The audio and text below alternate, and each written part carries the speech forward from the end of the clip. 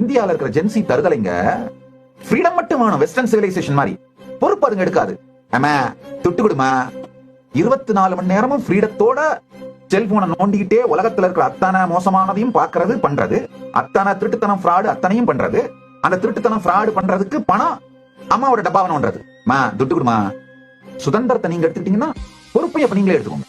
படிக்க வைக்கிறதுக்கும் செலவு பண்றதுக்கும் அப்பா அம்மா வேணும்.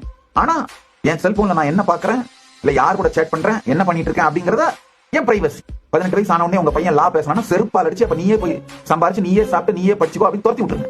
பிரைவசி வேணும்னா அந்த நாயை பொறுப்பெடுத்து அதையே உழைச்சு சம்பாரிச்சு.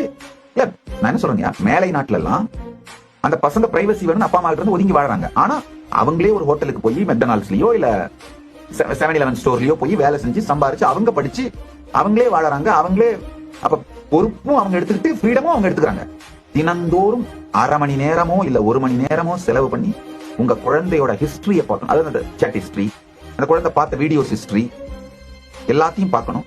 இல்ல கண்ட்ரோலியா சாஃப்ட்வேர்ஸ் இப்பெல்லாம் வந்துருச்சு. உங்க குழந்தை என்ன பண்ணுதோ உங்க டிவைஸ்ல உங்களால மானிட்டர் பண்ணிட்டே இருக்க முடியும். அந்த மாதிரி அது ஏதாவது தப்பு பண்ணுதுன்னா, ஃபயர்வாலை தாண்டி போகுதுன்னா, ஒரு தவறான விஷயங்களுக்குள்ள போகுதுன்னா உங்களுக்கு உடனே ரெட் அலர்ட் வரும். அந்த மாதிரி ஏஐ டூல்ஸ் வந்துருச்சு, ஏஐ எம்பவர் டூல்ஸ் வந்துருச்சு. இந்த மாதிரி சிங்க் பண்ணிட்டு குழந்தைங்களுக்கு கொடுங்க. இதெல்லாம் பண்றது எனக்கு டைம் இல்ல சாமி, இந்த மாதிரிலாம் குழந்தை வளர்க்க முடியாது சாமி. அப்ப ஏன் பெற்றீங்க? இந்த காலகட்டத்துல இந்த மாதிரி ரெஸ்பான்சிபிலிட்டியோட ஃப்ரீடம் கொடுத்து அந்த குழந்தைங்களுக்கே ரெஸ்பான்சிபிலிட்டி வந்த பிறகு மொத்த ஃப்ரீடத்தையும் கொடுத்துருங்க.